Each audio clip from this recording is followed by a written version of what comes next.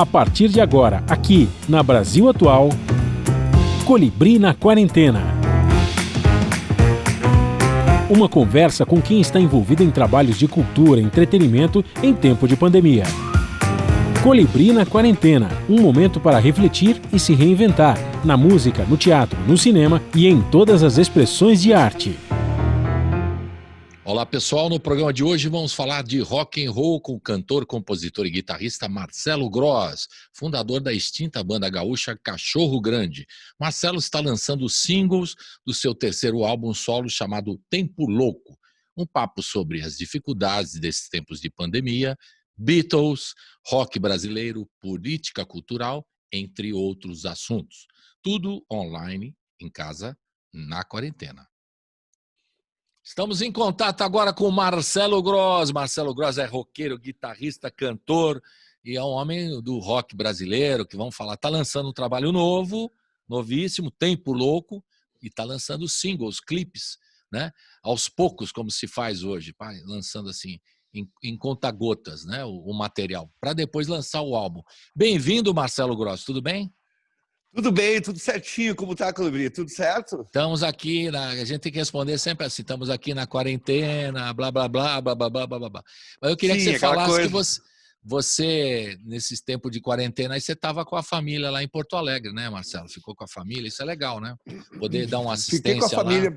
Conte aí. Claro, eu desci para o Rio Grande do Sul para fazer uns shows em março e deu bem a virada de começar a pandemia, né? E como começou em São Paulo, justamente aqui onde eu moro, eu resolvi ficar por lá para cuidar da minha mãe, que é idosa, e também porque eu achei mais seguro lá na casa dela, que é do lado de Porto Alegre, em Canoas, lá é um lugarzinho meio para fora, assim, é meio interior. Então eu fiquei lá no meio das árvores, dos passarinhos, curtindo uma repolgagem e fazendo os mercados para ela, indo na farmácia para ela, não deixando ela sair na rua, porque ela é bem grupo de risco, né? Porém, passados 5 meses, eu digo, pô, tem que voltar para minha casa, né? Eu sou o cara que mora sozinho e fugiu de casa. E aqui meus discos já estavam com meus discos já estavam com saudade de mim, né? É. Então eu... Dá uma ajeitadinha aqui, agora você botou o casaco aí, ficou em cima. Ah, ficou melhor, agora ficou melhor. Então eu acabei voltando ontem à noite, né? Cheguei, sei lá, meia-noite em casa aqui, tudo daquela bagunça, né? Aquela coisa de quem não está em casa há 5 meses, mas está tudo certo. Agora eu voltei aqui para Megalópole para ver se consigo fazer algumas coisas por aqui, né? E para voltar para casa também, né? Uhum. Agora, Marcelo, eu queria saber como é que vocês, do tempo ainda do Cachorro Grande, né? Quando você cantava e era do grupo, quando o grupo existia, vocês vieram para São Paulo e vocês fizeram um movimento de vir para São Paulo, né? Quanto tempo? Sim. Por que vocês fizeram esse movimento da banda ter que vir para São Paulo? Veio todo mundo? Como é que foi essa mudança?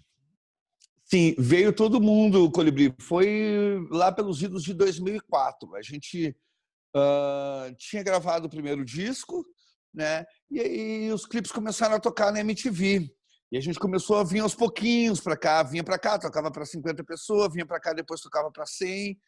Quando a gente viu, a gente estava vindo para cá, tocando para mais gente do que a gente tocava em Porto Alegre. Então foi nesse momento que a gente decidiu, pô, talvez seja melhor nós se mudar para São Paulo, porque aqui também tinha MTV que tocava bastante a gente, e pintou o Lobão, ele lançou o nosso segundo disco, As Próximas Horas Serão Muito Boas, naquele projeto que ele tinha, que chamava Revista Outra Coisa, na qual, na época pré-internet, a gente dependia da distribuição dos discos para as pessoas conhecerem as canções, né? Então foi uma época que ele lançou o nosso disco numa primeira distribuição nacional nas bancas de revista. O disco era muito legal. Se outra coisa, bem lembrado, se outra coisa foi uma iniciativa muito legal mesmo, de você ter o disco, o CD, nas bancas de revista, com uma revista. Na verdade, o cara da banca sempre fala, nós estamos vendendo a revista e o CD é brinde, né? Porque não podia vender CD, não podia concorrer com as lojas da época, né? Mas foi uma grande sacada essa de ter nas bancas o material de vocês. Aí vocês conseguiram também uma projeção muito grande aqui em São Paulo, né? E aí essa decisão de ficar, você acabou ficando. E se adaptou, Fale. Essa projeção maior fez com que uma gravadora quisesse assinar com a gente, que é a Deck Disc. né? A gravadora do Rafael Ramos ali, do João Augusto. E em conjunto com a MTV, eles propuseram pra gente, ó, a gente vai contratar vocês, mas como tem MTV aqui, nós vamos botar os clipes de vocês a tocar direto lá. Então, eles disponibilizaram um apartamento para a banda ficar 6 meses até cada um encontrar o seu canto. Daí a gente ficou no início de 2005, ficamos até o meio de 2005, foi a época que a gente lançou o nosso terceiro disco pela Deck Disc, né, o Pista Livre, e ao mesmo tempo saiu o acústico Bandas Gaúchas. Então, nesse meio tempo, a gente fixou residência aqui, os 5 da banda vieram, e foi a partir desse momento, com o lançamento do Pista Livre e do acústico Bandas Gaúchas, que a gente deixou de ser uma banda regional, que meio que tocava só no Rio Grande do Sul, ou era só conhecida no Rio Grande do Sul, para uma atração nacional que tocava pelo Brasil inteiro.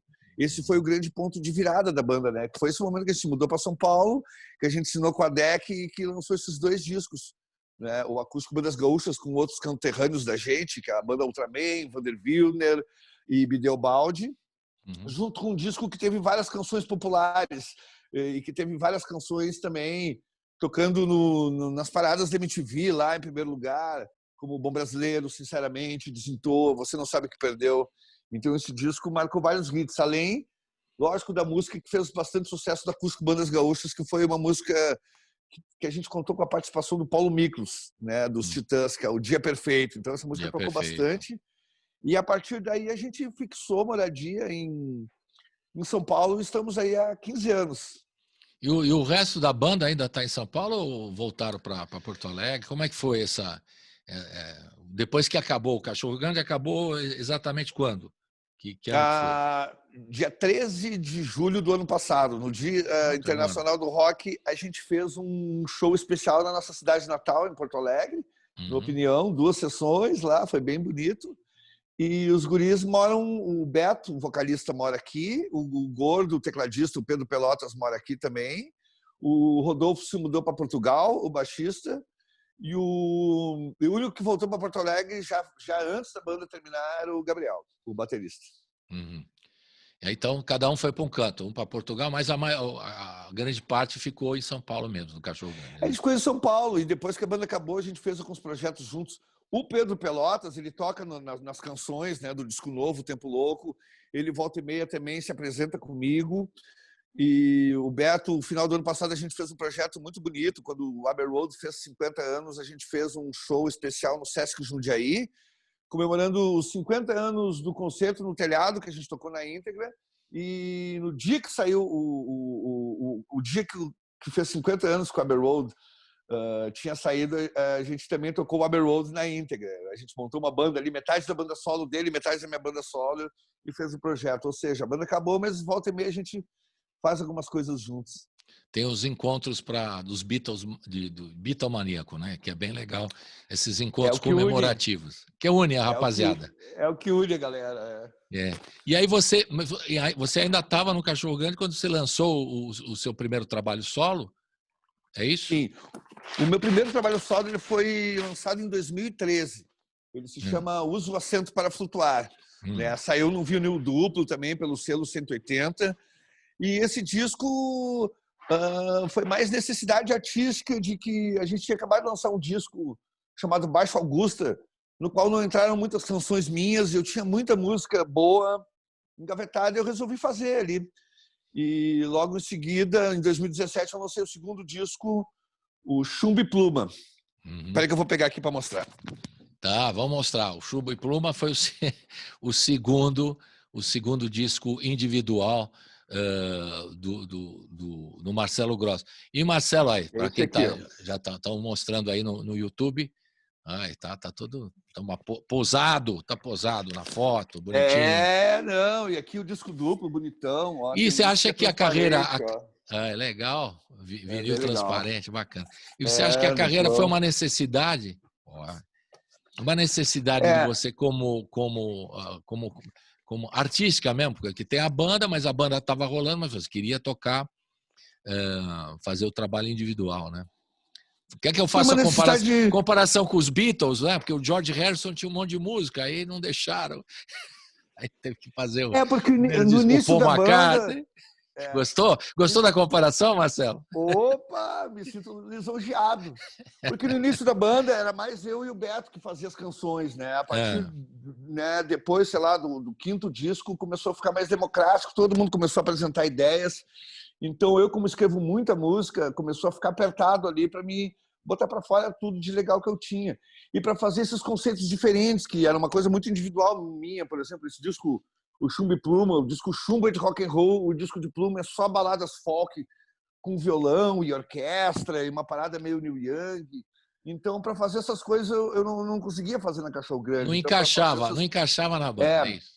E a época que eu fiz o Chumbo e Pluma foi bem na época que a gente estava pirado na nossa fase eletro-rock, né? A gente tinha lançado um disco produzido pelo Edu K, outro conterrâneo nosso, gaúcho, que é o Costa do Marfim, né? Um disco que a gente fez uma parada bem eletrônica. Então, enquanto a Cachorro fazia rock eletrônico, eu estava fazendo outro disco folk rock e com rock and roll mais de raiz, assim, que é o que eu não gostaria de deixar de fazer. E como eu tinha muitas canções, então foi isso que rolou.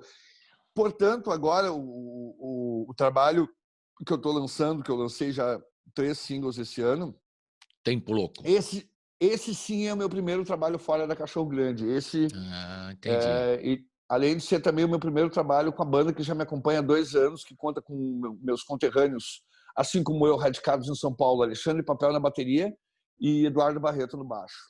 Beleza. Então, na verdade, apesar de ser o terceiro solo, é o primeiro fora do Cachorro Grande, né? O primeiro fora da Cachorro Grande. Vamos ouvir uma do Chumbo e Pluma? Tenho aqui o Alô Liguei, Me Recuperar e Purpurina. Qual que você escolhe a primeira aqui para a gente ouvir agora?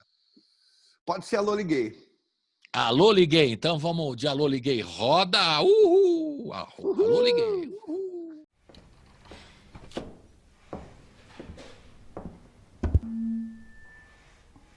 Alô, liguei para marcar aquele jantar e também para lhe avisar que eu não tiro você da minha cabeça. Alô, liguei para saber o que você quer que eu leve pra gente beber. Se o vinho vai ser tinto ou vai ser rosé.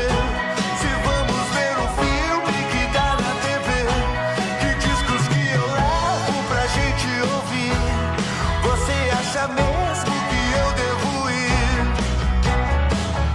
Alô, liguei para marcar aquele jantar e também para me desculpar pelo meu estado da noite no bar. Alô, liguei para saber o que você quer que eu faça pra gente comer. Você vai querer eu servindo você. Se vamos ver um filme que dá na TV, que discos que eu levo pra gente ouvir. Você acha mesmo que eu devo ir?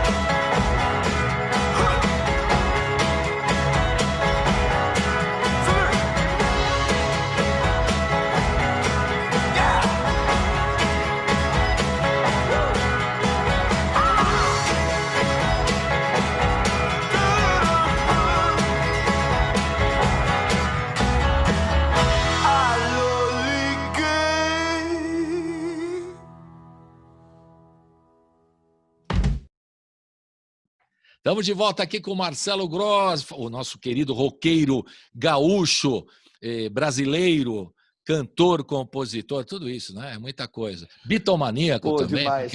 por que não dizer? Pode botar no currículo, né? Bitomaníaco também, não é Eu isso? posso botar bitomaníaco que em primeiro lugar, porque foi o que me fez fazer o que eu faço hoje. É o que deu inspiração, né? Aliás, Beatles É a o que todas... sempre dá. Sempre dá inspiração, é impressionante, né? E a gente ainda continua, né, Marcelo, comprando, como a gente falou antes de começar o programa, comprando os relançamentos, 50 anos do álbum do Sgt. Pepper, 50 anos do álbum branco, 50 anos do Abbey Road, e agora vai sair 50 anos do Let It Be, o ano que vem, como você já está bem informado, me contou aqui, não é? Então a gente fica aí acompanhando, e você consegue fazer uma brincadeira com os Beatlemaníacos, você consegue achar coisa nova depois de tanto tempo de Beatles, assim? Descobrir coisas novas? Consigo. É porque eu vou te explicar meu drama, Colibri. Com 10 anos ou 11 de idade, eu já tinha todos os discos deles, entendeu? Eu já conhecia toda a discografia de cor e salteado e eu ouvia muito. Eu já tinha os 13 álbuns ali. Então, desde muito piá, desde de 12, 13 anos, que eu vou atrás de bootlegs e de gravações que não tinham, que não existiam oficialmente. Então, é um longo tempo de caça ao tesouro, digamos assim. Agora, e eu, depois de um tempo, também comecei a apreciar, comprar as edições originais, mono, a diferença do mono para o estéreo, a diferença da edição americana para a edição inglesa, as mixagens são diferentes. Então, com o passar do tempo, eu comecei a ficar mais chato e me ater a mais detalhes do que eu me atinha antes, assim, né? Então, é um material de estudo que me ajuda bastante na hora de compor, na hora de gravar, me dá um norte. Não, é impressionante que a gente só, com esses relançamentos, acaba descobrindo toda a estrutura que era de gravação dos Beatles, né? Que era uma coisa sofisticada para a época, né? Com o George Martin, as orquestrações, a utilização dos instrumentos, né? Também isso é uma coisa... E fica muito claro quando você consegue, por exemplo, tem uma banda que você conhece lá da Holanda, né? Que eles fazem um show, por exemplo, que eles põem tudo que é tocado ao mesmo tempo, por exemplo, no Sgt. Pepper's, né? Então você vê aquela quantidade de instrumentos, de sopro, de cordas e de percussão, tudo ao vivo. Então eles reproduzem o Sgt. Pepper's com todos os instrumentos no mesmo momento, como se estivesse gravando aquilo tudo, né? Eles gravaram por camadas. Sim, ao vivo ali. Sim. Não é? Então, essas são bandas que acabam mostrando como é que, através desse trabalho, como é que era sofisticado o trabalho deles, né? Nos anos 60, no meio dos anos 60, né? Com toda a instrumentação.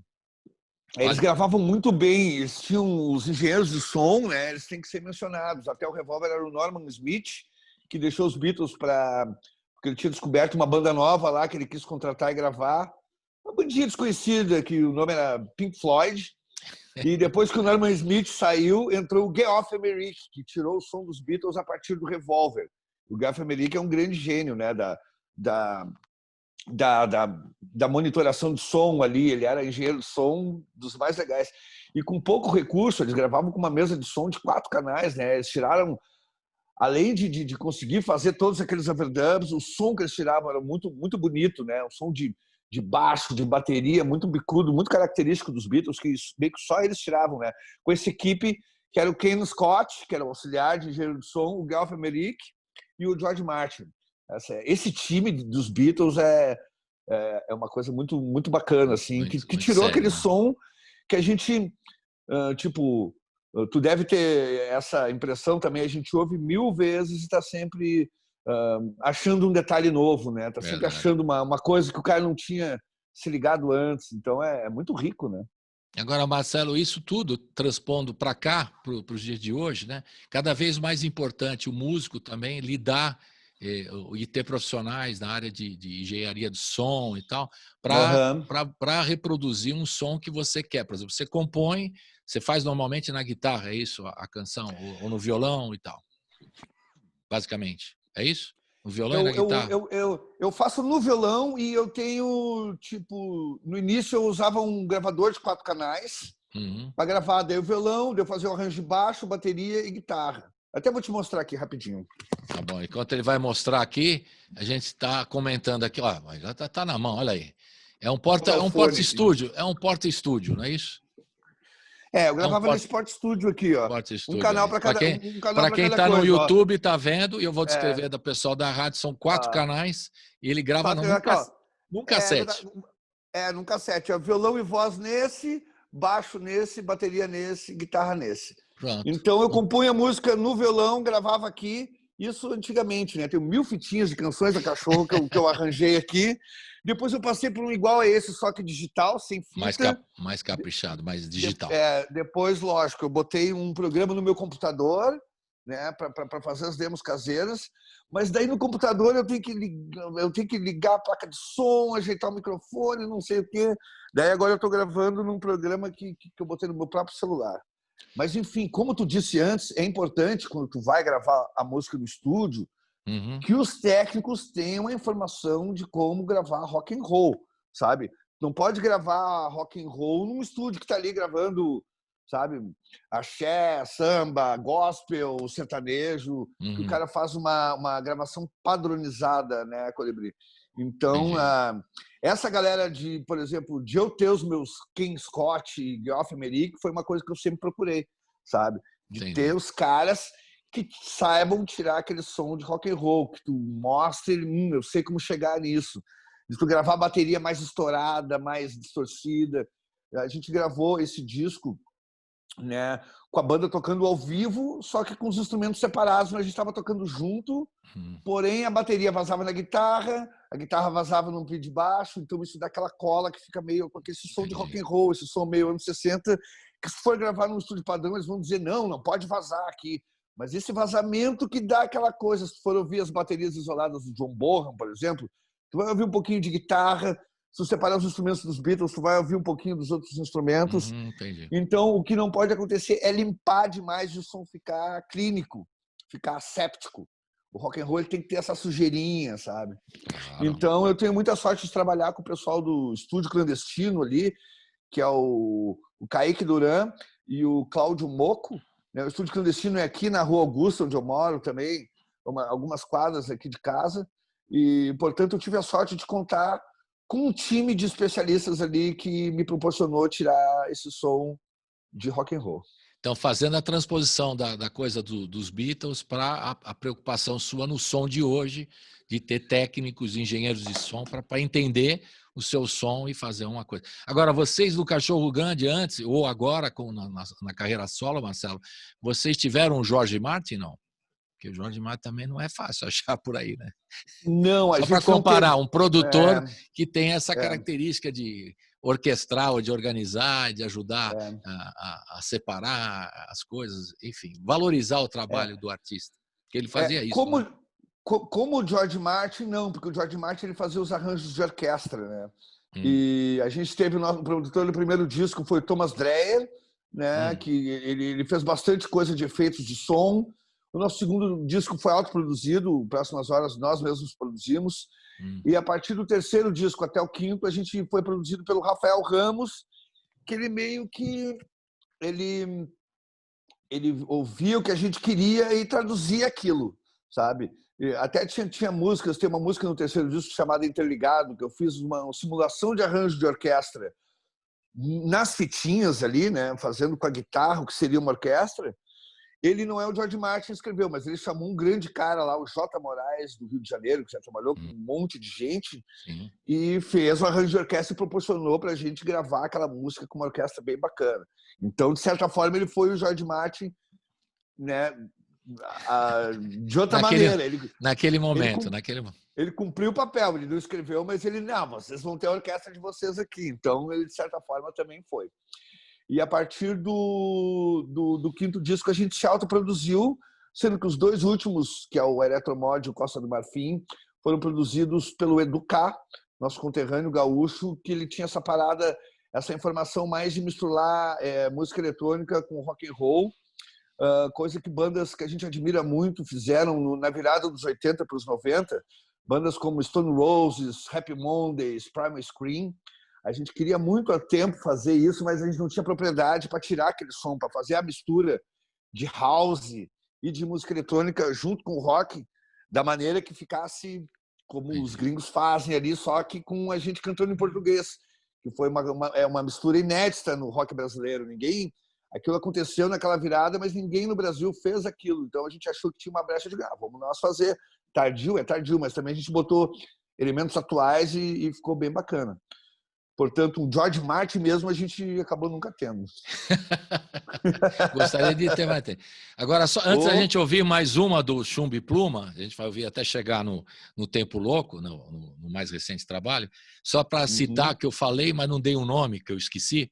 Fui checar aqui, chama The Analogues, que é o nome das bandas, em inglês, os análogos, digamos assim, são holandeses que vão para o palco com toda a instrumentação que os Beatles fizeram no estúdio, naquele tempo, né? Ao mesmo tempo. Sim. Então você tem uma noção de quantos instrumentos são utilizados numa música, né?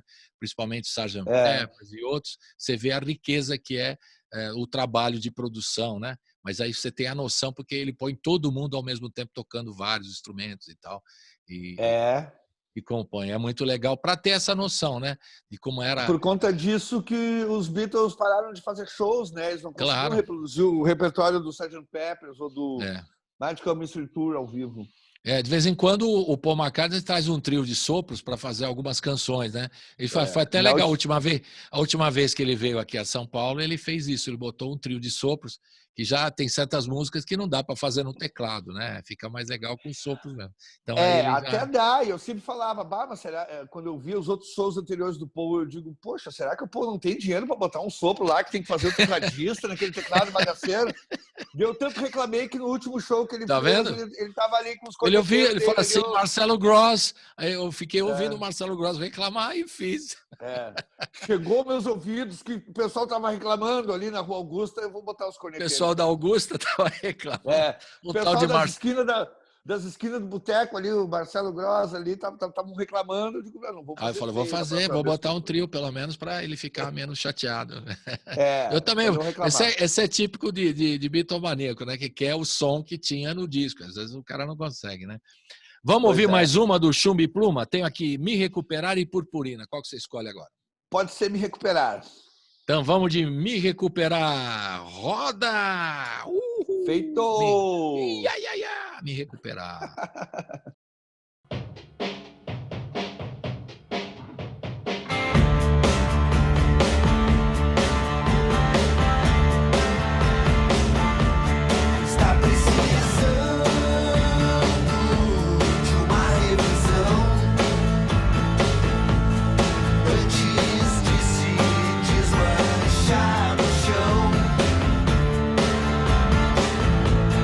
Dois cafés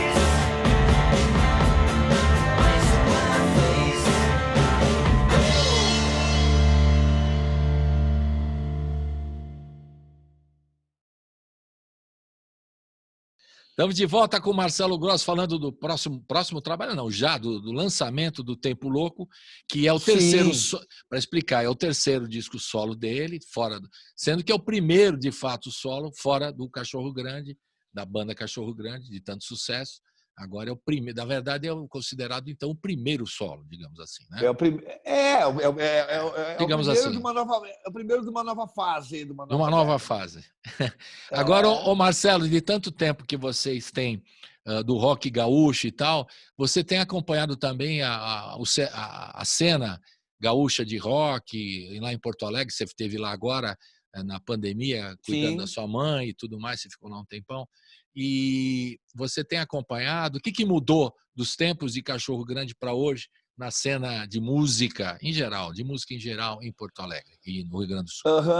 Lá eu sempre acompanho as bandas, tem várias bandas legais que eu gosto muito. Tem uma que eu até acabei produzindo, a banda que chama Jogo Sujo, que é uma banda do interior que chama Los Marias, que é bem bacana, que também é colegas de selo, do selo 180.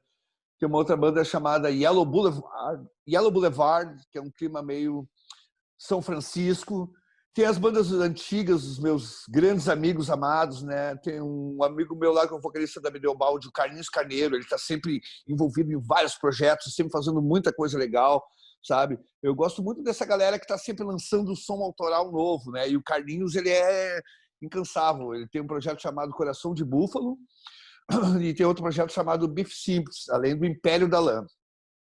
E tem o meu querido velho amigo Frank Jorge também, que está sempre lançando coisas novas. Então, a cena está sempre rolando. O rock gaúcho já é uma coisa, um patrimônio cultural do estado, mas também, como uma cidade longe demais das capitais, tem seus problemas. Antigamente, nós tínhamos as rádios rock, que tocavam rock and roll, né? A Ipanema FM, a Unicinos. Agora, a gente tem programas em rádios, mas não rádios que tocam rock o tempo todo. Nós temos o programa ATL Rock, da Rádio Atlântida, que é uma rádio bem popular, do grande comunicador Lelê Bortolassi.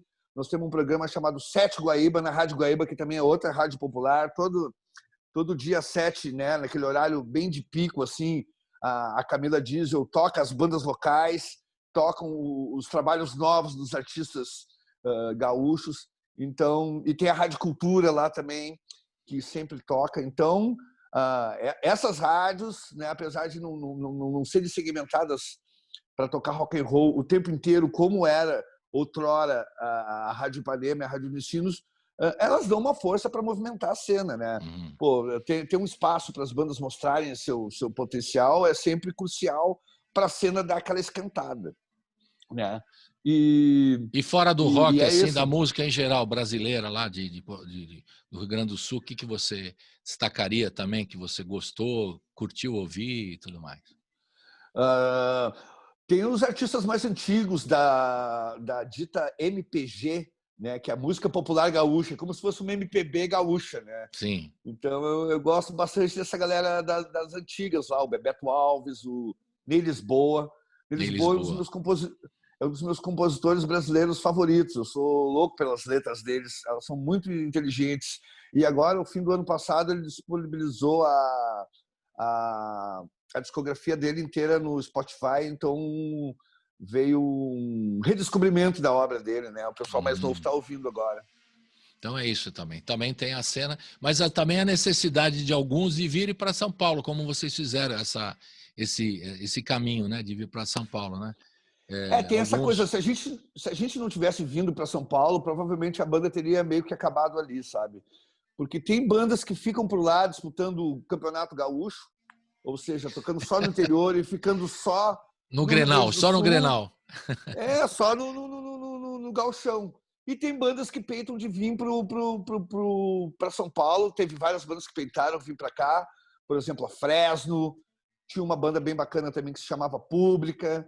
A galera veio para São Paulo e acabou ficando por aqui, né? E acabaram se tornando atrações nacionais também, assim como bandas que optaram em ficar lá. Tem bandas também que tem uma linguagem que é mais para os gaúchos mesmo, que não tem a ver com o resto do Brasil. O pessoal do resto do Brasil acaba não se identificando, né? E essas bandas acabam ficando só lá. Porque outro dia eu entrevistei aqui, eu fiz um encontro incrível aqui da Casa Ramil, E aí eu conversei lá com o Cleiton e Cledir, né? Que é lá os primórdios lá da certo. banda Almôndegas, né? Lá para trás. Claro. Eles falaram que foram para o Rio, no caso, eles foram, quer dizer, eu estou falando da migração, né? Das bandas, Sim. como vocês fizeram para São Paulo. Naquela oportunidade, nos anos 80, eles foram para o Rio, porque ali era o canal e acabaram ficando lá. Cleiton e Cledir acabaram ficando, montaram a carreira deles lá, né? A partir dali. Mas eles tinham que sair, eles falaram que tiveram que sair, né? Tem que sair. Tiver que sair Eu com Almôndegas e ficaram lá, como Cleiton e Cledir e tal. E outros tantos, mesmo o Vitor Ramil e outras figuras da família, esses continuam lá em Pelotas, em Porto Alegre e tal. O resto da família preferiram ficar lá, ou estão lá, né, nesse momento. Mas é gozado, também teve uma migração, né?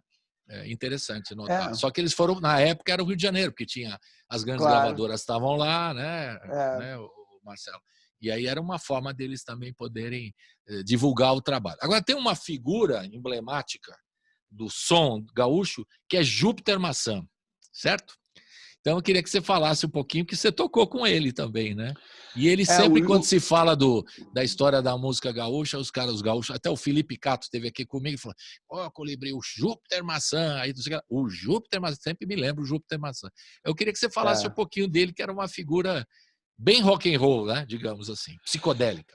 O Flávio, cara, era o meu grande amigo, sabe? Ele me ensinou muito e eu tive a oportunidade, eu era baterista nos anos 90, né? Eu tive a oportunidade de tocar com ele entre 1996, fazer a turnê do disco mais popular dele, que é o Sétima Efervescência. A gente também teve todo esse lance de se mudar do Rio Grande do Sul para São Paulo e com isso tocar, saiu uma matéria falando muito bem do disco na Ilustrada uma vez, e isso fez com que a gente tocasse no Brasil inteiro. Então a gente passou esse período de 3 anos tocando no Brasil inteiro. E o Flávio pode-se dizer que ele é o rei do rock gaúcho, porque ele pode não ter inventado o rock gaúcho, mas ele meio que inventou, porque ele fez 2 das principais bandas dos anos 80, ele formou e fez, e mais importante que isso, além de ter formado, ele escreveu todas as canções. Ele fez o TNT, escreveu todas as canções do TNT junto com o Charles Master, o parceiro dele, saiu do TNT, montou os Cascaveletes, escreveu todas as canções junto com o Ney, e as 2 bandas se tornaram as maiores bandas de rock dos anos 80 ali do Rio Grande do Sul, e elas eram rivais, porém, ele que tinha formado as 2 bandas que eram rivais, e ele que tinha escrito todas as músicas das bandas que eram rivais. Então, isso é muito, muito maluco, né? Depois ele saiu dos Cascaveletes, passou um tempo no TNT de novo, e daí ele fez a carreira solo dele em 96, gravou esse disco Sétima Efervescência, foi quando eu comecei a tocar com ele. E depois a gente gravou um disco meio psycho-bossa chamado Plastic Soda, que daí ele já estava como Psycho-bossa é muito bom. Bossa psicodélica. Ele misturou o João Gilberto com o Odisseia, 2001, Odisseia no Espaço. E o Flávio era incrível, cara. Eu morro de saudade dele. Ele era um personagem Fala muito porque querido, você está falando do Flávio. Fala por que você está falando do Flávio. O Flávio, ele é o Júpiter Maçã, né? Sim. Júpiter Maçã é o codinome do Flávio Basso, né? Então, nessas primeiras bandas, ele era conhecido como Flávio Basso. Quando ele foi fazer carreira solo, né, ele virou o Júpiter Maçã, e depois, quando ele fez um disco em inglês, ele virou o Júpiter Apple. Ele é o Júpiter Apple Maçã. Na verdade, ele é completamente louco no bom sentido, assim, sabe? É um querido criativo. Então, como ele tinha uma facilidade muito grande de escrever canções, eu observando ele, eu aprendi a escrever canções observando ele, sabe? A gente morava junto aqui no centro de São Paulo, nós ia comprar uma geladeira usada, né? Como é que é o nome da rua? A Rua Northman vai ter lá a casa das geladeiras usadas, né? A gente caminhando para lá, ele já fazia uma música. Northman, procurando geladeira usada, Northman, não sei o que. Ele tinha uma facilidade para tudo que acontecia, já transformar num iê ali, no rock and roll. Então, eu digo, poxa, é isso aí, tem que pegar o mote das coisas, pegar no ar o que tá e botar na música. Então, ele é uma figura muito querida e faz muita falta, né? Ele faleceu em 2015, se não me engano, e é triste, ele passou uma dificuldade, ele perdeu um filho de 10 anos, depois ele teve problemas com alcoolismo, e ele lutou muito contra isso, porém ele nos deixou uma obra e uma história muito rica, muito bonita, a qual a gente vai se deliciar com isso para sempre. Né? Legal. Tá aí uma homenagem ao Júpiter Maçã, o Flávio, né? O Flávio. E as figuras importantes aí e que influenciaram muito, né? Uma figura que influenciou muito a banda dele e ele pessoalmente influenciou muito toda uma geração de músicos do rock and roll no Brasil e especialmente do Rio Grande do Sul, né? Vamos ouvir mais uma? Agora vamos partir pro Tempo Louco, né? Já pusemos duas do Chumbo e Pluma. Agora vamos botar a Dança das Almas, pode ser? Agora? A Dança das Almas, sim. Fala um pouquinho dessa canção. Vamos falar um pouquinho que a gente está falando do disco novo, então comente um pouco a canção. Explique para nós. Essa foi a primeira canção que eu resolvi lançar, né, como single.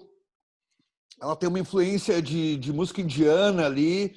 Ela começa com um arranjo de cítara, né? Quem fez o arranjo de cítara foi o Fábio Kidas, né, citarista aqui de São Paulo. E também, além de ter a influência ali mais antiga dos anos 60, de misturar a cítara,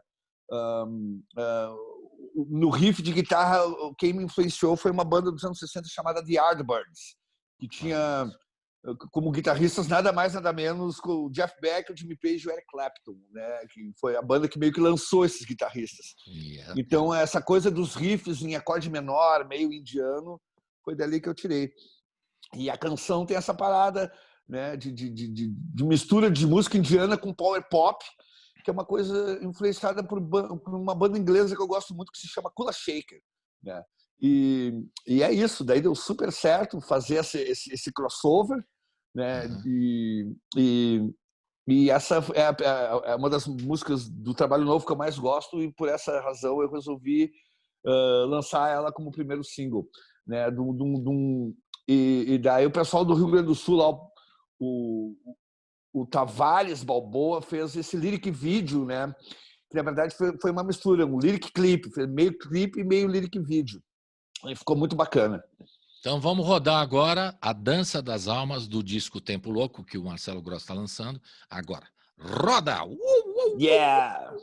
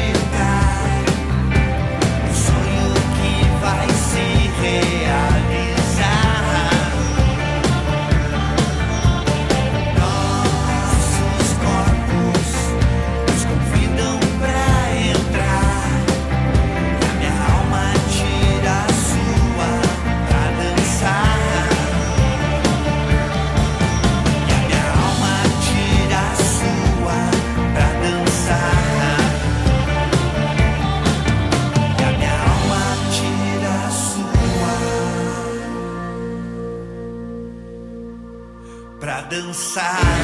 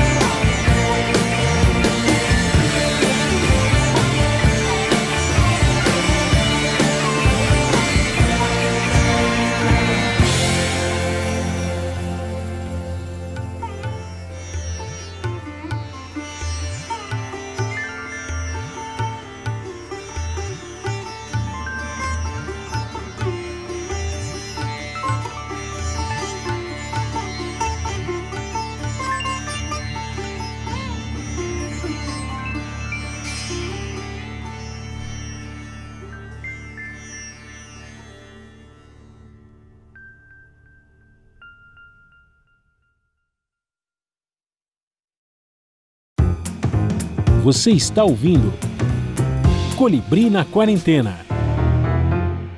Estamos de volta com o Marcelo Gross falando do trabalho Tempo Louco, o primeiro solo dele, depois do terceiro solo e o primeiro efetivo solo depois da saída do Cachorro Grande. Agora você falou um pouquinho no comecinho do programa com a gente, que você estava lá em Porto Alegre cuidando da sua mãe e tal.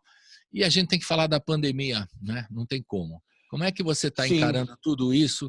Você que é o do rock and roll, que tem que ter aglomeração, tem que ter gente. Sim. Como é que você tá? Como é que você se virou? Qual foi o impacto para você quando você falou, pô, não vou poder tocar mais ao vivo? Pô, rock and roll, como é que fica? Sem, né, festival sem aglomeração, rock and roll sem as pessoas, né, todas juntas, aglomeradas. E qual foi o impacto para você de tudo isso que está acontecendo? Foi um impacto muito grande, né? Num primeiro momento, eu aproveitei para dar uma descansada, porque eu estava vindo de um ritmo de 20 anos com a Cachorro Grande e a gente estava num ritmo acelerado. Com o meu Power Trio, a gente vinha fazendo bastante shows, né? Então, no primeiro momento, eu resolvi, vou parar um pouco, mas a gente gosta muito de cair na estrada, né? E tem também o fator de que é na estrada que vem a minha maior renda, né? A maior parte da minha renda. Então, é um momento muito difícil, assim, um momento muito delicado. E eu acabei ficando lá no Sul para ocupar minha cabeça e não ficar com aquela sensação de que não está fazendo nada. Eu comecei a fazer umas lives diárias no Instagram, que eu chamei de Love Live, na qual eu tinha uma interação com a galera, e era também o período no qual eu estava lançando esses primeiros singles do disco novo. Então, já que eu não podia cair na estrada e receber o feedback do público, eu acabei recebendo esse feedback, trocando uma ideia, trocando uma figurinha com o público através das lives, né? Aquela coisa de se readaptar. Passado um momento que eu vi que a gente, quando começou, a gente não sabia quanto tempo ia durar, né? A gente está aqui há 5 meses, a gente não sabe ainda quanto vai durar. E ainda mais aqui no Brasil, que está tudo muito bagunçado. Estamos há meses sem ministro da Saúde, então eles estão tratando isso como se não existisse, né? E isso prejudica todo mundo.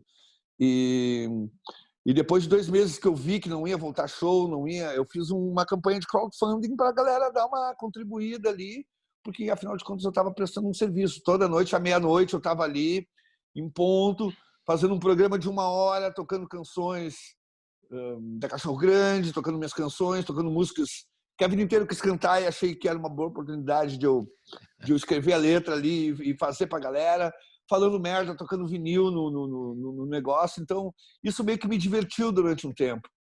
E daí eu acabei fazendo essa campanha e até acabou rolando um apoio da galera para mim ali, pelo menos comprar as cordas do violão e pagar algumas contas que elas não param, né? A gente... As contas continuam chegando, né? Elas continuam chegando. Eu cheguei até a pensar em talvez me mudar de novo para Porto Alegre e coisa e tal. Mas eu ainda estou dando um tempo aqui, eu ainda estou na corda bamba, assim, sacando como é que vão ser as coisas para ver se eu consigo ficar aqui ainda, né? Mas eu Você vou continua fazendo essas lives à meia-noite ou parou? Parou de fazer? Eu parei porque eu fiquei 4 meses fazendo de segunda a sexta, né? Então foi muito tempo. É provável que eu volte em algum momento, né? Eu pretendo, agora que eu voltei a São Paulo, eu estou com um projeto na minha cabeça que talvez eu bote em ação, que é fazer as lives daí com o meu Power Trio, né? No meu canal de YouTube, uma vez por semana, daí tocando com banda mesmo, assim, aquele som de rock and roll, né? Isso. Porque como eu fiz bastante tempo ali, né, foi 4 meses lives diárias, sendo 2 meses ali numa campanha de crowdfunding, eu meio que esgotei o repertório, né? E já falei todas as besteiras que eu podia falar. Então... Sempre tem mais alguma que a gente pode falar aqui também, vai faltando. E era muito divertido, eu botava vinil, eu indicava filme, indicava livro, né? Tinha dias que era uma palhaçada, sabe? Então foi bastante divertido, assim. Eu conheci muita gente, eu me aproximei dos fãs, eu senti muito carinho dos fãs e consegui retribuir o carinho para eles, tocando o que eles queriam, atendendo as músicas. Porém, agora é uma outra fase que talvez eu consiga botar em prática essa ideia que eu tenho de fazer lives semanais tem com gente que... o meu Power Trio.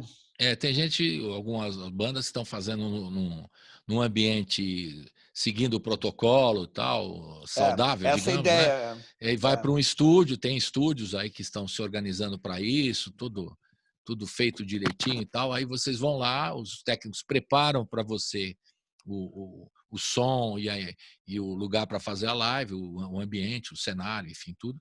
Aí vai você, mais 2 só, né? Pequena banda, o trio, o Power Trio, você e mais 2 lá, e aí vocês podem transmitir uma live com uma qualidade sonora boa, né? Que o público precisa, porque tem muita live com violãozinho, assim, às vezes coisas, né? No começo estava bem precário o negócio, agora já estão melhorando, aprendendo, né? Todo mundo está aprendendo a fazer transmissões e tudo mais. E aí eu acho que é possível, tem até alguns estúdios aqui em São Paulo que já estão fazendo isso, né? Já pegando bandas e levando, mas tudo nas conformidades, direitinho.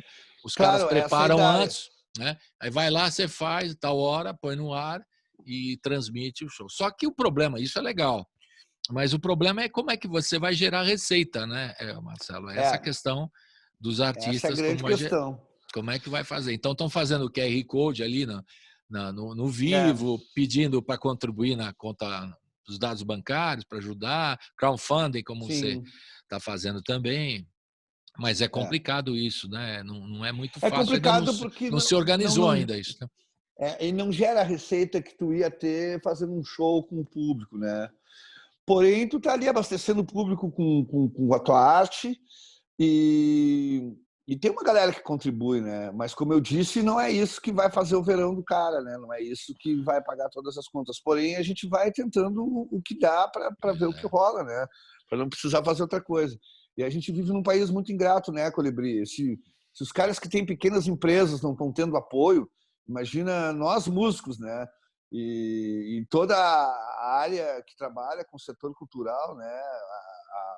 Os técnicos de som, porque os músicos ainda, por exemplo, no meu caso, eu sou autor das canções e ainda recebo direitos autorais.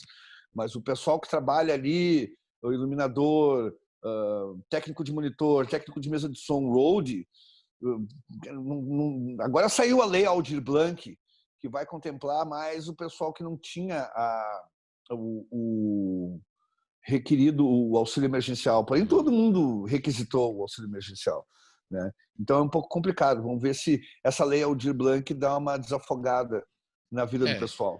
Tem uma questão também de burocratização, né? Nessa lei que agora demorou para ser regulamentada, foi regulamentada e agora tem esse processo de ter que estar inscrito nas secretarias. Eu falo sempre para a turma aqui, o cara fala, mas estamos esperando. Não, tem que estar tudo... Também tem uma burocracia, né? Tem que estar dentro das secretarias de cultura, estaduais ou municipais, para poder receber esse dinheiro. Esse dinheiro é uma coisa um pouco complicada, né? Além de toda a burocracia, tu tem que depender da boa vontade do secretário cultural da tua cidade, se ele não vai com a tua cara, ou é meio evangélico e só quer saber das bandas de sertanejo lá, o cara tá fudido. Então é muito ingrato viver nesse país e fazer rock and roll no país do sertanejo evangélico, mãozinha no joelho. Verdade. E falar de política cultural do país, então, isso não dá nem para comentar. Com o inominável não ali... Dá... Sabe por que não dá para falar, Colibri? Porque ela não existe. Ela não existe. É absurdo, né? A cultura... A gente está com aquele Marcelo Frias lá, antes nós tínhamos a Cloroquina Duarte. Não dá. É difícil mesmo. Não, a gente nem... Começa esse assunto, a gente fica até Né? E também a gente no rock and roll, a gente está meio acostumado a fazer pelos próprios meios, né? De pegar, agitar por si próprio. Tá, não estão ajudando, não sei o que. A gente nunca foi de esperar também ajuda.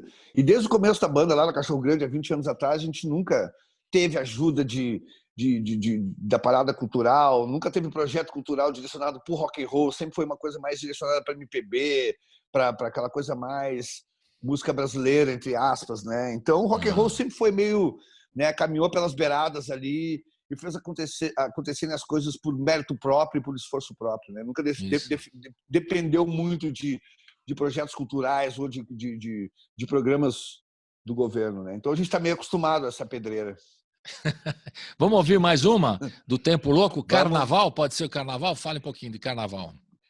Carnaval é uma música que nasceu no Carnaval, né? Justamente aqui onde eu estou, na Rua Augusta, porque passam os bloquinhos de Carnaval aqui na frente, né? Às vezes eu estou aqui, o acorde começa aquele tuk. Então não tem como o cara não pegar uma cerveja na geladeira, pegar o elevador e não descer ali e olhar aquela alegria toda. E daí a gente encontra os amigos, daí quando vê já sai no rabo do foguete ali, quando vê já não sabe onde é que foi parar. Então a música Carnaval, ela reflete isso. O cara que foi dar um passeio ali, dar uma olhada no bloquinho, quando vê foi parar na delegacia, quando vê acordou não sei aonde. Então é um personagem passa por essa situação que muitos amigos meus passam também e fala sobre isso que acontece aqui em São Paulo, né, da galera sair atrás dos bloquinhos. E o clipe foi gravado justamente no Carnaval desse ano, talvez o último Carnaval da história, da maneira como era. Olha o que você está falando, olha, e pode ser mesmo, cara, pensando bem. A música foi escrita, gravada aqui no Estúdio Clandestino, e o clipe foi feito aqui na frente de casa, aqui na Rua Consolação, aqui perto. Roda Carnaval. Roda, vamos nessa.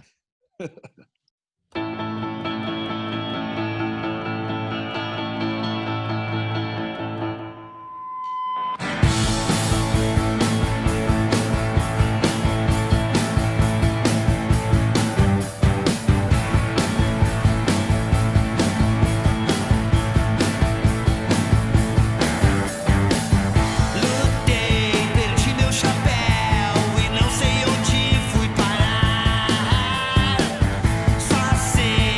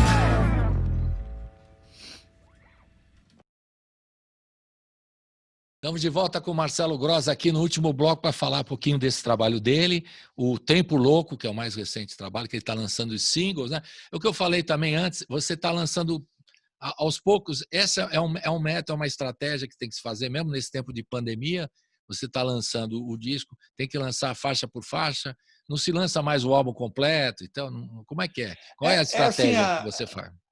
Eu acho que nesse momento a gente voltou à era dos compactos, né? Para valorizar a música. Eu já havia feito isso no Chumbo e Pluma, eu lancei 4 singles antes de lançar o disco. Eu acho uma maneira bacana de preparar a galera para o lançamento e também cada música ter sua identidade ali, as pessoas prestarem atenção naquilo, né? Com o Chumbo e Pluma, como era um disco duplo, com 80 músicas ali, então foi bacana fazer isso. E agora eu voltei a fazer isso por conta de que meus ídolos fazem também, sabe? O Liam Gallagher, antes de soltar um disco, solta ali uns 4 singles antes. Os Rolling Stones agora soltaram um single novo. O Paul McCartney também solta os singles de vez em quando antes de lançar o disco.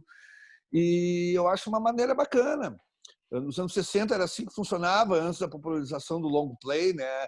A galera soltava um compacto com 2 músicas e era aquilo que tocava. A partir ali de 1967, que os Beatles lançaram o Sgt. Pepper's, é que ficou mais popular a coisa do álbum. E por enquanto eu estou soltando as músicas que vão estar no disco Tempo Louco. Isso não quer dizer que quando sair o Tempo Louco eu não faça canções, singles com canções que não vão estar em disco nenhum, né? Músicas que vão ser singles com uma identidade própria, com uma vida própria ali, né? Então eu acho bacana esse lance dos singles, porque também nesse momento que ninguém para ouvir nada e para ver nada, ninguém tem tempo, pô, a musiquinha ali tu lança o single com a sua capinha, como se fosse compacto antigamente, com a sua identidade visual, com um clipe com a identidade visual a ver com a capinha. Então eu acho tudo isso muito, muito legal, assim, sabe? Poder amarrar toda a parada, né? A identidade visual da capa, com a identidade visual do clipe, com a atmosfera da música. Então é bacana, assim, é voltar aos compactos, né? Porém, hoje em dia, muita gente está trabalhando só com single ou EP e não está mais lançando álbuns. Nem lançando álbum. Eu sou fã do formato álbum e eu sempre vou lançar álbuns, né? Porque e o físico, você sabe aqui, o Marcelo Gross, aqui na Rádio Brasil Atual, tem vários seguidores nossos aqui pelo YouTube e pela rádio mesmo, que sempre me cobram, falam, Colibri, tem que perguntar para o cara se ele vai fazer um CD físico, se ele vai fazer um vinil e tal. Tem uns que fazem vinil até, porque eu fico muito feliz, né, que eu adoro vinil e tal, mas alguns falam, olha, negócio de lançar físico, mas não dá, por questões financeiras e tal. E como qual é a sua opinião a respeito dessa questão no mercado? Tô vendo aí, tá cheio de vinil. Eu ia dizer para ti... você ia me mostrar para o público aqui do YouTube. Deixa eu te mostrar uma coisa aqui. Vai puxar, tá puxando aqui. Olha, para descrever para a turma da rádio, ó, ao fundo do Marcelo Gross, no apartamento dele na Augusta, tem um cassete, um aparelho de cassete, daquele, parece que é um gradiente por aí, não sei. É o gradientão. Estou enxergando, mais ou menos. Também tem um toca-disco e um receiver. O Marcelo Gross é das antigas. Marantz, antigo. Para ilustrar então. tua pergunta, Colibri, eu lanço até em fita cassete. Meus e cassete você está lançando também? Eu lanço em cassete. Esse aqui é meu primeiro disco. Eu fui o primeiro artista brasileiro da nova geração a lançar em cassete. Meu primeiro álbum aqui, cassetezinho feito na Argentina, agora já tem uma fábrica no Brasil, né? Mas aqui, fitinha, aqui, encartezinho, tudo bonitinho. E eu lanço meus discos até em fita cassete. Então você, a resposta é que você físico você vai fazer tudo, cassete, vinil, vou fazer CD, CDzinho do Chumbo e Pluma, duplo. Pronto. Fotografei para mim mesmo, Aqui, manda para mim aqui também. Porque eu gosto dessa coisa do encarte, sabe? Olha só que legal da arte gráfica aqui, tu tira aqui, tem todo o lance das letras, ficha técnica, né? As letras, quem está tocando. E das letras. Então legal, fotos legais. Então dá para saiu vinil, né? E saiu o vinil o Tempo Louco vai sair vinil também? Vai sair em vinil também. Assim como todos os meus lançamentos. O meu primeiro álbum também tem em vinil, o Uso Assento pela Flutuar. Então vai Eu não lançando sei tudo. onde é que tá Então, aqui. respondendo aos nossos ouvintes e o pessoal que acompanha pelo YouTube, o Marcelo Gross é das antigas. Vai lançar não só o CD físico, como o vinil e o cassete. Pronto. É, Não tem para nem é ninguém. pelo. E nem é pelo lance das antigas, sabe, Colibri? Eu realmente acho que o formato de vinil, o formato analógico, ele é mais gostoso de ouvir. Ah, Lógico, se a pessoa tiver um aparelho de som bacana. Tu não vai pegar aquelas malinhas, aqueles toca-disco malinha da Crosley, botar ali um disco importado e achar que aquilo vai ser um sonzão. Não vai. Mas o cara pega um som antigo ali, gradiente, um pratinho gradiente, bota umas caixinhas Philips ali, já dá para tirar um som bacana. é Então, isso aí. e um bom deck gradiente também. Agora está voltando as fitas, a gravadora Polisson lá, eles começaram a fabricar fitas de novo, né? Estão fazendo Cassetes lançamento também. da Pitch, então é bacana. Legal. Isso aí. Agora, falando, já falamos, respondendo todas as questões aí do CD físico e do mercado. Mesmo assim, você acha que o pessoal, o colecionador curte, né? O pessoal que gosta do teu trabalho compra mesmo. Isso aí é legal no show, né? O problema é que no A show.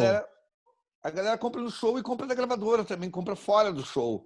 E tem uma galera que descobriu que o som do vinil é melhor, né? Às vezes que é uma galera que não é só do hype de querer parecer moderninho. Tem uma galera que consegue compreender o quanto o som analógico físico é mais gostoso e cada vez mais tem pessoas querendo ter essa relação mais pessoal com É o claro. artista, quer ter o material ali, guardar, tipo, tu, sabe, aquilo existe e não só ser uma coisa que tu vai botar para tocar ali numa plataforma de streaming.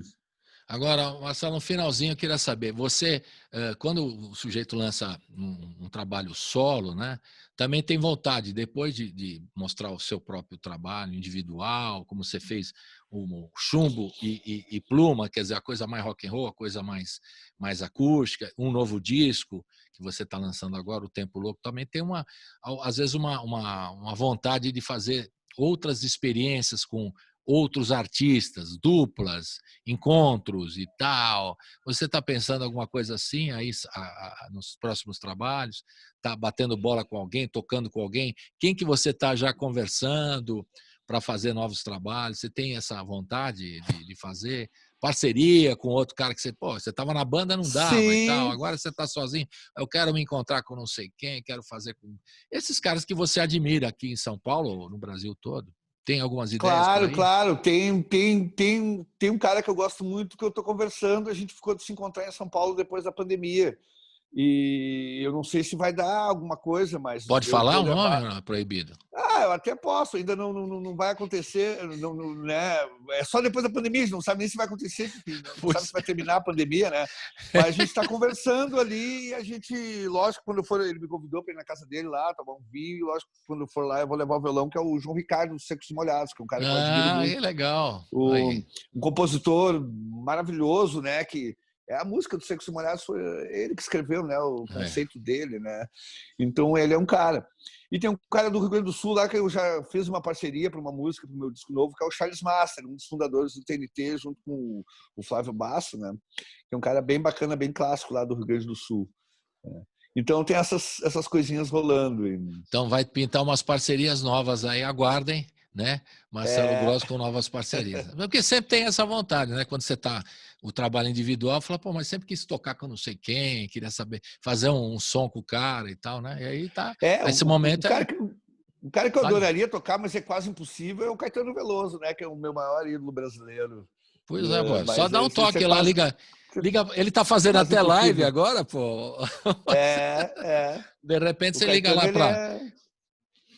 Tem que ligar Falar para com a Paula. Paula. Ô, Paula. Paula, põe o Caetano aí pra gente fazer um som e tal. De repente rola, por que Paulinha, não? Paulinha, vamos fazer um rock and roll com o Caê. Por que não, né? Por que Por não? que não? O Agora, Caê, o Marcelo, Caetano, ele gosta de rock and roll, né? ele Ele fez um morou naquela disco época em até. Londres. Ele Ele fez fez um vários disco discos.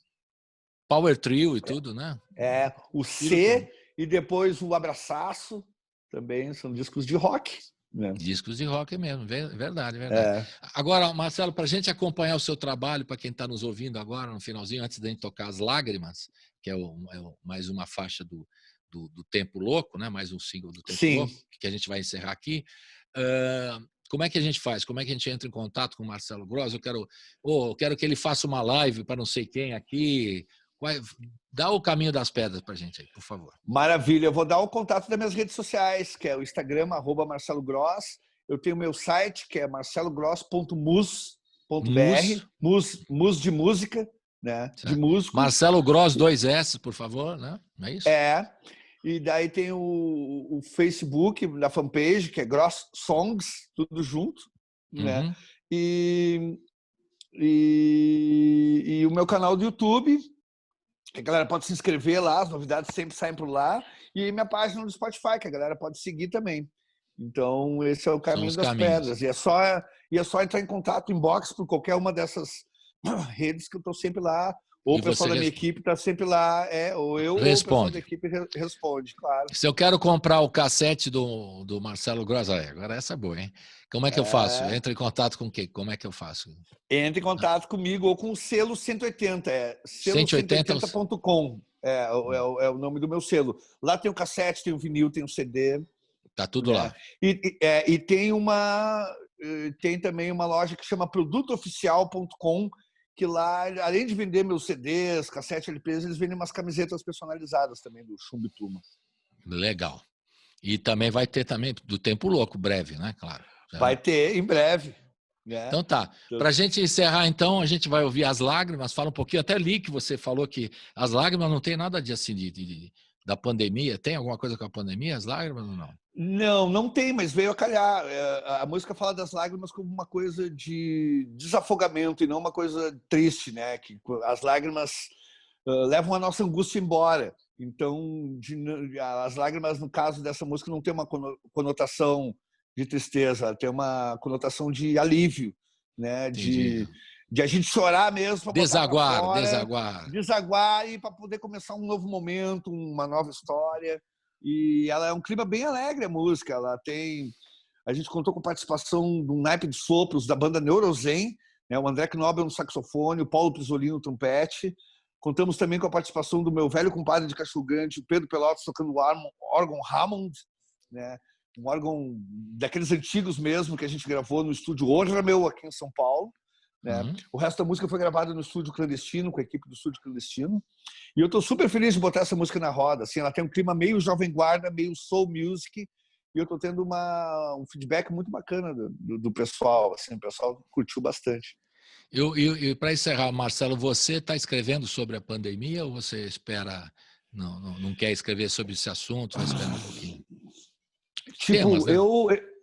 Você falou que Lágrimas você fez antes, né? Bem antes. Né? Eu fiz antes, E o nome do disco Tempo Louco, ele é de antes também. Ele reflete um pouco umas dificuldades que eu passei na vida aí de uns 3 anos para cá. E acabou casando com esse tempo mais louco ainda que a gente está passando. Pois é, o tempo louco. Mas eu acabei, depois que eu parei as lives, eu acabei começando a escrever umas canções de novo. E acabou saindo uma música lá que tem a ver com a pandemia, que eu até senti vontade de gravar logo e talvez soltar um single, que é uma música que fala que não é hora disso, não é hora daquilo, sabe? Não é hora para discursos decorados, não é hora para vantagens pessoais, a hora não é agora, sabe? Tipo, falando um pouco desse monte de coisa que a gente está tendo que estar restrito por conta da pandemia. Tá, e vai sair breve... Mas também é uma canção subjetiva, que não precisa ser exatamente da pandemia. Ligada, ela pode estar atrelada a outra coisa. Eu gosto de fazer essas coisas, de deixar a imaginação das pessoas, deixar subjetivo a ponto de, pode ser isso, mas pode ser outra coisa também. Claro, sabe? Tem uma vida. Então, ser atemporal também, embora tenha a ver com o momento, mas ela pode ser atemporal, né? Que o momento. Sim, mas como essa encaixou como uma luva, é provável que eu grave ela nos próximos dias. Aí agora voltando para São Paulo, vamos ver o que acontece. Se lança logo. Como é que chama a música? O próximo disco. Agora não é hora. Agora não é hora, é a próxima então. Que é um dos próximos lançamentos do Marcelo Gross. E a gente fica aqui no final, agradecendo a tua participação com As Lágrimas, né? Com As Lágrimas. Sim. E um abração virtual para Marcelo Gross aqui. Felicidade, saúde para você. E vamos manter o contato para fazer um programa rock and roll aqui na Rádio Brasil Atual. Tá faltando, hein, cara? Tá faltando. Só você se manifestar. Nessa. Não é isso? Se valeu, querido. Eu faço um programa só de vinil. Que ótimo. Valeu, Marcelo. Um abração. Até a próxima. Valeu, mestre. Um abração, Colibri. Até mais. Tchau.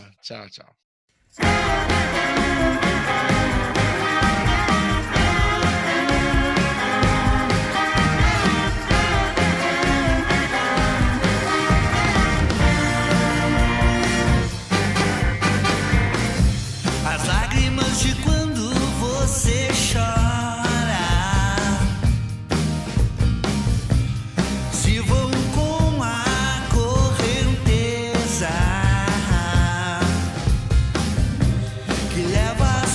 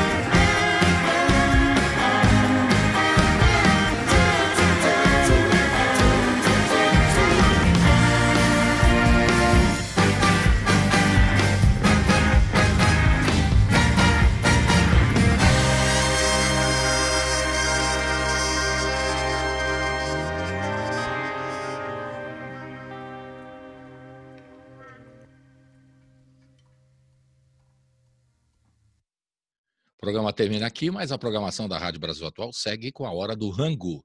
Hoje reapresentando o cantor e compositor Sérgio Santos. Fique com a gente.